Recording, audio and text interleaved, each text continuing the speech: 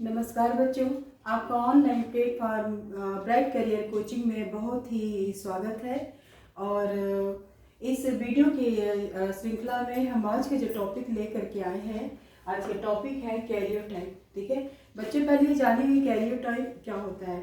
देखिए, जब cell division होता है तो उसमें होता क्या है, सेल डिवीज़न मीन्स सेल का पूरा डिवीज़न होता है। एक होता है उसमें साइटोकाइनेसिस और एक होता है कैरियोकाइनेसिस। साइटोकाइनेसिस जो होता है वो साइटोप्लाज्म का जो उसमें डिवीज़न होता है, और कैरियोकाइनेसिस जो होता है उसमें क्या होता है, उसमें कैरियो मीन्स बच्चे क्या होता है, न्यूक्लियस। ठीक है, तो न्यूक्लियस का डिवीज़न जब होता है सेल डिवीज़न के अंतर्गत, तो उसको बोलते हैं हम क्या, कैरियो डिवीज़न। ठीक है, तो कैरियर डिवीजन में कैरियर टाइप आता है। तो कैरियर टाइप में आज हम देखते हैं क्या होता है। देखिए, होता क्या है, सबसे पहले कि एक कंप्लीट सेट ऑफ क्रोमोसोम, जो न्यूक्लियस होता है, न्यूक्लियस में क्या होते हैं, उसमें क्रोमोसोम उपस्थित रहते हैं। तो क्रोमोसोम उपस्थित रहते हैं तो हमारे क्रोमोसोम का जो डिवीजन वो होता है। ठीक है, किस टाइप से होता है, आइए हम थोड़ा सा यहाँ पे बात करते हैं। कैरियर टाइप, देखिए, एक complete set of chromosome S. ठीक है, the number and visual appearance of chromosome in a cell nucleus। तो जो हमारे, देखिए, क्रोमोसोम में क्या होता है, सेल डिवीजन में आप जानते हैं कि बहुत सारे उसमें स्टेजेस आते हैं।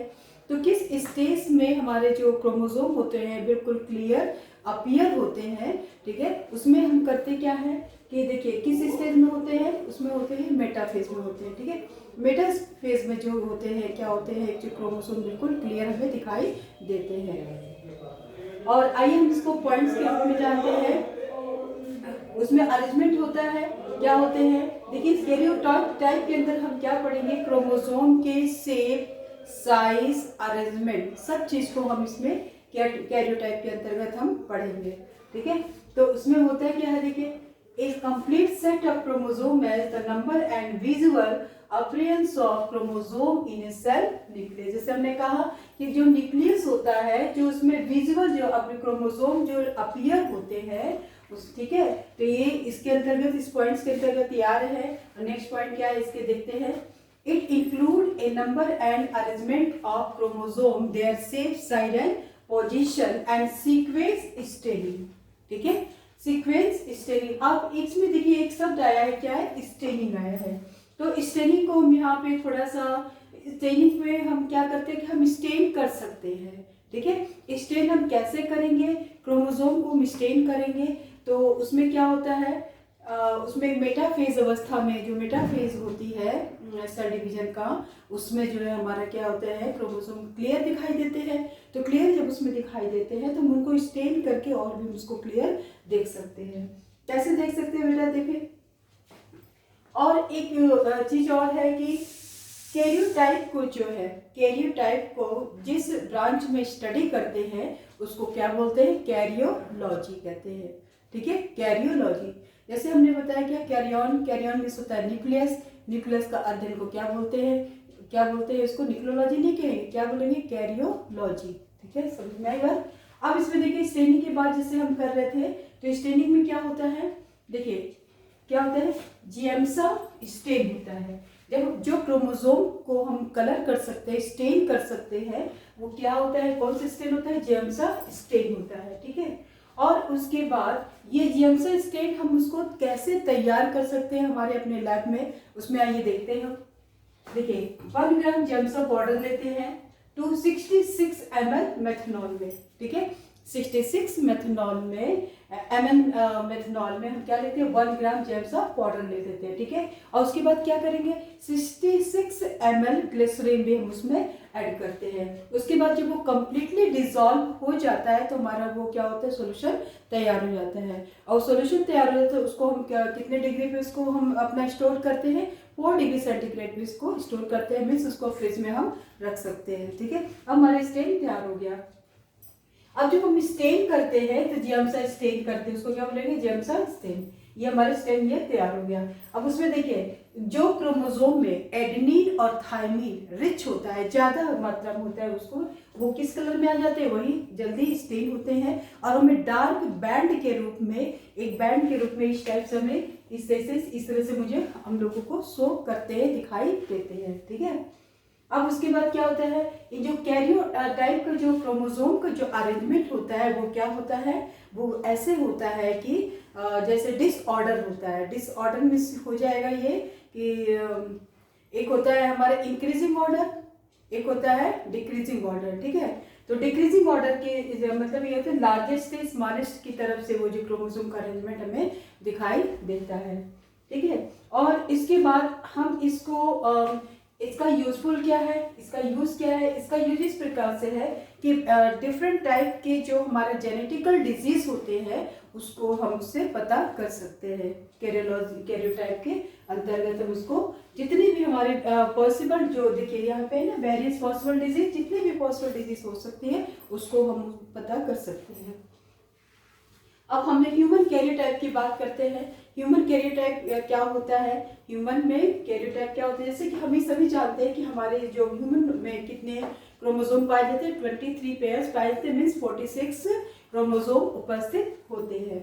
ठीक है, इन अ सोमैटिक सेल, हर एक सेल में हमारे कितने क्रोमोसोम होते हैं, 46 क्रोमोसोम होते हैं। ठीक है, उसमें होता क्या है, 46 में 22 पेयर में 44 जो होते हैं वो ऑटोसोम्स कहलाते हैं, आप लोग सभी जानते होंगे ऑटोसोम्स कहलाते हैं। कितने, 22 पेयर मीन्स 44 ऑटोसोम होते हैं। और उसके बाद हमारे 46 है, और एक पेयर जो होते हैं वो क्या होते हैं, वो सेक्स क्रोमोसोम होते हैं।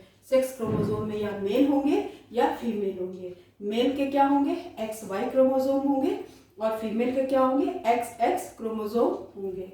ठीक है, इतनी बात समझ में आई। अब आगे देखते हैं।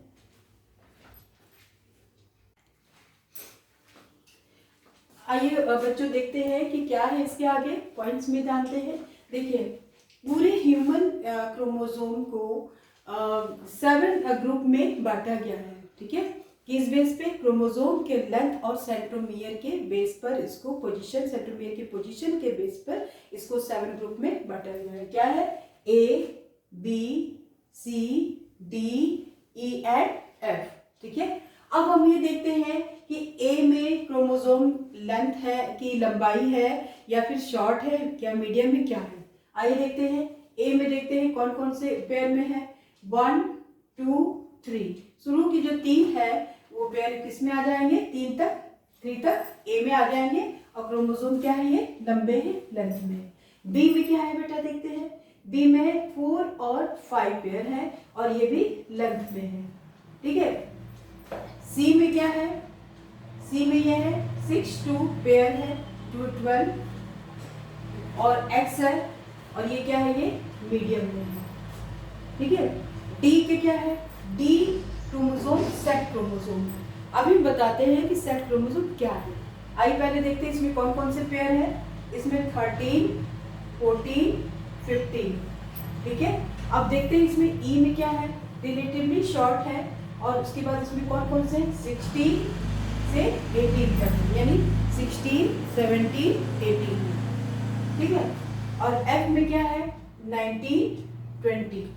ठीक है, और ये भी इसमें क्रोमोसोम क्या है, शॉर्ट है। ठीक है, और G में क्या है, G में देखिए ये भी सेट क्रोमोसोम है, और ये इसमें क्रोमोसोम जो लेंथ में क्या है वो शॉर्ट है। ठीक है, और इसके बाद इसमें क्या होता है, एक Y भी होता है। ठीक है, Y भी होता है। अब देखिए इसमें आपके B में X है, और इसमें आपके G में क्या है, ये Y है। बात समझ में आई। अब ये देखिए जो सेट क्रोमोसोम है उसको किसने डिस्कवर किया था, डेनेवर ने उसमें जो है खोज किया था इसका।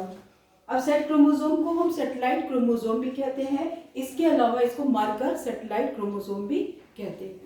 ठीक है, होता है क्या है, जो क्रोमोसोम होते हैं उसके टर्मिनल पार्ट में एक राउंड लाइक स्ट्रक्चर बन जाता है, उसको बोलते हैं हमें सैटेलाइट क्रोमोसोम कहते हैं। ठीक है, और तो इस प्रकार से अगर हम देखेंगे तो कितने पेयर हो गए, 5 पेयर हो गए। कैसे हो गए, हमने बताया था। यहाँ पे देखिए ये D और G को देखिए, D में कितने हैं, D में देखिए आपके 13, 14, 15, 13, 14, 15, और आपके G में कितने हैं, 21, 22। यहाँ पे क्या है, 21, 22।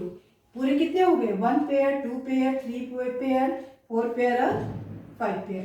तो 5 पेयर जो होते हैं वो ह्यूमन में ये क्या हो जाता है, सैटेलाइट क्रोमोसोम होते हैं। ठीक है, इसके आगे की चीज़ें हम नेक्स्ट वीडियो में बताएंगे, उसमें एक चार्ट के रूप में आप लोग उसको नोट कर लीजिएगा और इससे चीज़ें एकदम बिल्कुल क्लियर हो जाएंगी। ठीक है, ओके, थैंक यू।